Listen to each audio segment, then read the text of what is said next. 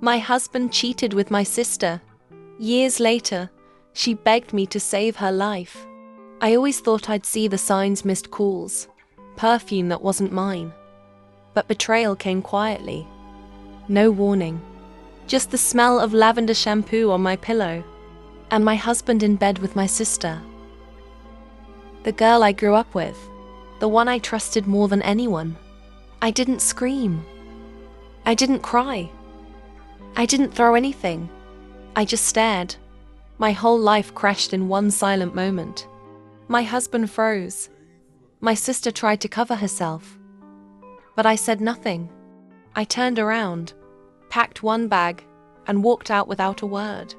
They expected drama. Maybe a slap. A storm. But I vanished. Changed my number. Moved to another city. I rebuilt myself from scratch. New name. New job. New version of me. Stronger. Colder. And determined never to let anyone get that close again. Years passed. I started a small business. Found peace. For the first time, I could breathe without pain. Until one day, 5 years later, someone knocked on my door. I wasn't expecting anyone. And when I opened it, my past stood right there. It was her, my sister. Pale. Thin. Hair clinging to her face from the rain. Eyes red like she hadn't slept in days. But she wasn't alone. A little girl stood beside her. No older than 4. Curly brown hair. Same eyes as my sister. Same smile as him. I couldn't breathe. That smile hit me like a punch to the gut. My sister opened her mouth, voice shaking. "I know I'm the last person you want to see," she said. "But I'm sick, and she's all I have. Please. I need your help. She needs you." I wanted to slam the door, lock it, pretend they never came. But something in that little girl's eyes kept me frozen. And in that moment I realized this wasn't just about revenge anymore. This was something darker and far more dangerous. I let them in, not because I forgave her, but because I needed answers. The child curled up on my couch, too quiet for her age. My sister coughed into her sleeve, and when I saw the blood, I knew this wasn't just guilt. She was actually dying. "I have late-stage lymphoma," she whispered. "Doctors said I have months, maybe less." She looked so small then. Not the woman who destroyed my marriage, but a frightened girl. My sister, the one who used to braid my hair and protect me from monsters. She told me the father was gone. My ex-husband. Vanished years ago. No support, no visits, no love. Just a man who got what he wanted and left them both behind. That hurt more than I expected. I thought he loved her. Maybe he never loved either of us.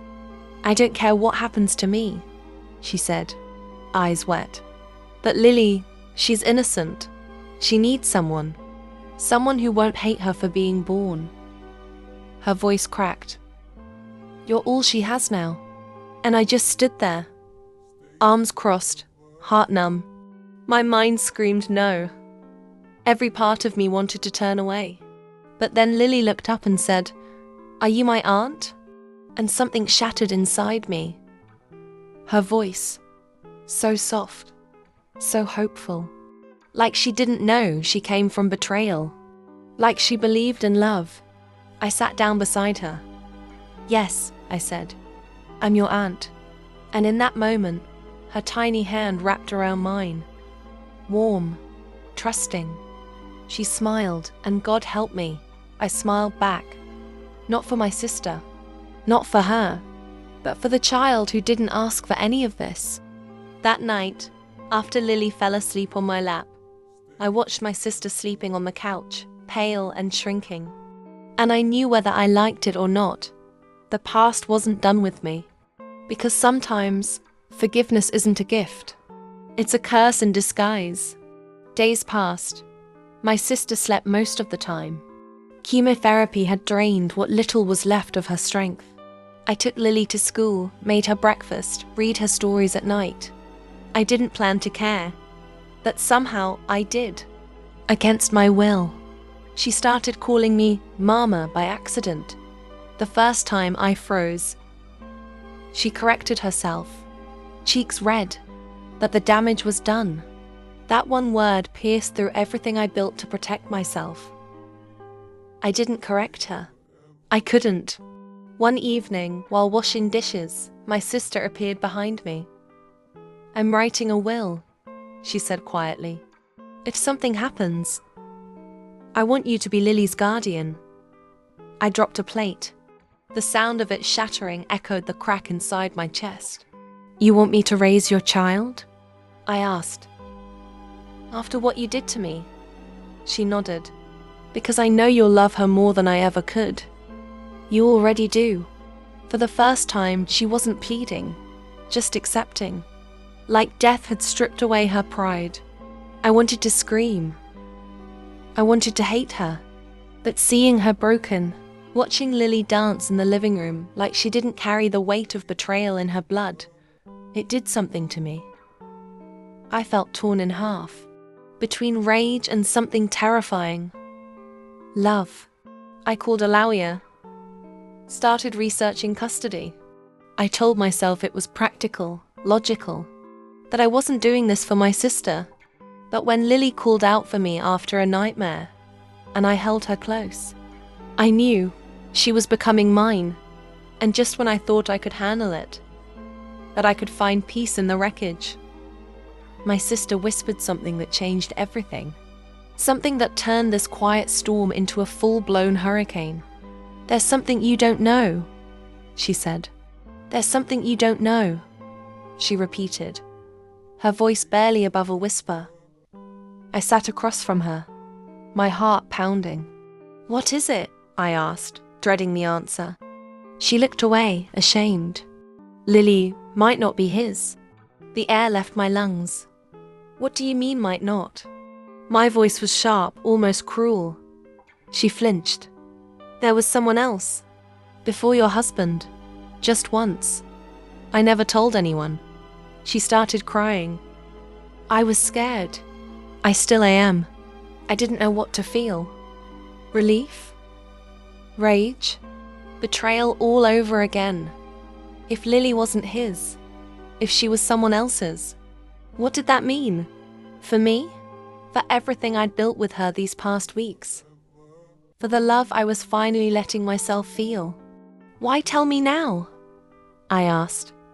Her answer came fast. "Because you deserve the truth. And because if she's not his, maybe she doesn't have to carry his sins." That hit me hard. My sister wasn't just dying. She was trying to free Lily before she went. We did a DNA test in secret. Lily didn't understand. She just giggled when I swabbed her cheek and said, "This tickles." I smiled for her. But inside I was shaking. What if the test changed everything? What if it didn't? While we waited for the results, I watched Lily sleep, tangled in blankets on my couch. She had started calling this place home. She drew little pictures of us, labeled me as Mom. I kept them all in a box I pretended didn't exist. And then the results came. One email, one click, and the truth. My hands trembled as I opened it. My sister stood behind me, barely breathing. And in that moment I realized the truth wouldn't set us free. It would tear us apart. The test said it clearly. He wasn't the father. My ex-husband wasn't Lily's biological dad. I stared at the screen, the words blurring. A storm of emotions hit me: relief, confusion, even guilt. All this time, I blamed a child for a man she never knew. My sister sank into the chair, covering her mouth with both hands. "I'm so sorry," she whispered. "I ruined everything." "And for what?" She sobbed, raw and shaking. I didn't answer. I didn't know how. My heart was too full. and too broken. That night, I stayed up holding Lily, watching her chest rise and fall. She didn't just look peaceful, she was peace. She had no idea how many lives had been torn apart around her. No idea how much love had been lost before she was even born. In a way, the truth made things simpler, but it didn't erase the past. My sister still betrayed me. The scars didn't fade just because he wasn't the father. Pain doesn't need logic. It just exists. And it changes you. The next morning, my sister called me to her room.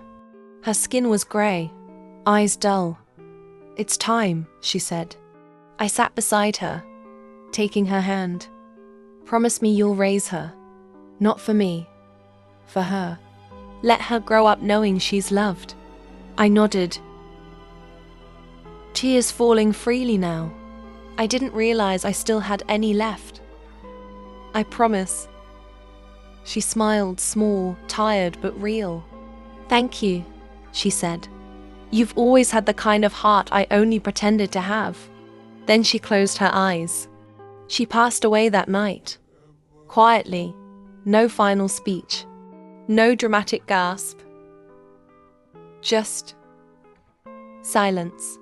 And as I stood over her, I whispered, "I forgive you." I wasn't sure if I meant it yet, but I said it anyway, because some ghosts deserve to rest. In the silence that followed her passing, the house felt empty, yet strangely sacred. Every corner held echoes of pain and love. I cradled Lily close, feeling the weight of our shared history and the promise of a new beginning. I carried her memories like fragile glass, knowing that even the sharpest shards can catch the light. As days blurred into nights, I began to see a path emerging from the wreckage, paved with both sorrow and hope. Some people still whisper when they see us. Small town, long memories. They think they know everything, that she's my revenge, that I'm raising a reminder. But she's not. She's a reason, a heartbeat, a second chance I didn't know I deserved. In a way, the truth made things simpler, but it didn't erase the past. My sister still betrayed me. The scars didn't fade just because he wasn't the father. Pain doesn't need logic. It just exists. And it changes you. The next morning, my sister called me to her room. Her skin was grey, eyes dull. "It's time," she said. I sat beside her, taking her hand. "Promise me you'll raise her. Not for me, for her. Let her grow up knowing she's loved." I nodded, tears falling freely now. I didn't realize I still had any left. "I promise." She smiled, small, tired, but real. "Thank you," she said. "You've always had the kind of heart I only pretended to have." Then she closed her eyes. She passed away that night, quietly. No final speech, no dramatic gasp. Just silence. And as I stood over her, I whispered, "I forgive you." I wasn't sure if I meant it yet, but I said it anyway, because some ghosts deserve to rest. This isn't the ending I imagined. It's softer, sadder, but it's mine. It's us. And in the quiet moments, when Lily hugs me out of nowhere and whispers, "I love you, Mum," I know redemption doesn't shout. It whispers in second chances,